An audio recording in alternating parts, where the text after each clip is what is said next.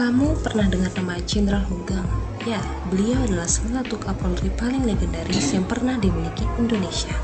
Hugeng menjabat sebagai Kepala Kepolisian Republik Indonesia kelima dari tahun 1968 sampai 1971. Tapi yang bikin beliau dikenang bukan soal jabatannya, melainkan soal integritas. Zaman itu banyak aparat yang bisa disuap, tapi Hugeng beda. Disuap gak mempan. Buat Hugeng lebih baik hidup sederhana daripada harus korupsi atau menerima suap. Gaya hidupnya juga simpel banget, gak neko-neko, gak pamer kekuasaan. Justru karena itulah dia dikenal jujur, bersih, dan tegas. Banyak cerita inspiratif dari beliau yang bisa jadi pelajaran buat kita, terutama soal berani jujur, hidup lurus, dan gak tergoda jalan pintas. Sekarang mungkin udah gak banyak ya tokoh seperti beliau, tapi semangat dan keteladanan Hugeng tetap hidup dan relevan buat siapapun yang ingin jadi pribadi yang berintegritas.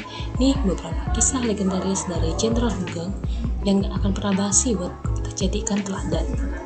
Itu 1. Di tahun 1955, ketika belum menjadi Kapolri, Hugeng mendapat tugas ke Sumut, di mana ia mendapat tugas memberantas penyelundupan dan perjudian. Baru sehari mendarat, utusan seorang bandar judi sudah mendekatinya.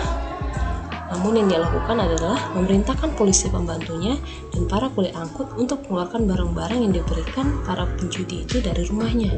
Diletakkan saja begitu saja di depan rumah, karena bagi Hugeng itu lebih baik daripada melanggar sumpah jabatan dan sumpah sebagai polisi Republik Indonesia.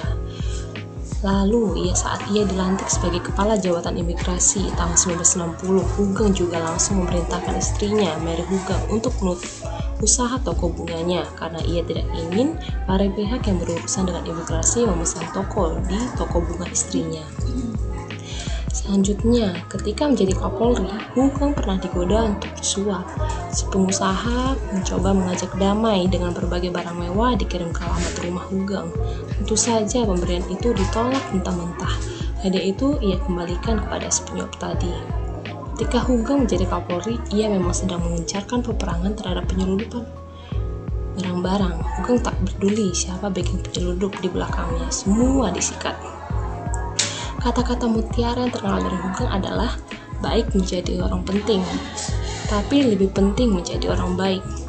Nilai-nilai kepemimpinan yang teladan dari sosok Hugeng masih relevan di semua zaman.